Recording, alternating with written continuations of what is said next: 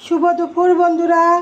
আজকে দেখাবো আপনাদের কাঁচা ইলিশ মাছ ভুনা। প্রথমে কড়াইতে তেল দিয়েছি, এর মধ্যে মশলা বেটে রেখেছি। মশলার মধ্যে আছে সরিষা বাটা, কাঁচামরিচ 4টা, একটা বড় পেঁয়াজ বেটে তেলের মধ্যে ছেড়ে দিয়েছি। এর মধ্যে একটু হলুদের গুঁড়া, একটু লবণ দিয়ে নাড়িয়ে চাড়িয়ে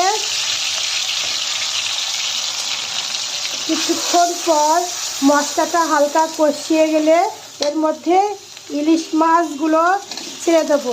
আপনারা ভাবছেন ছোট ইলিশ, তার আবার ভুনা?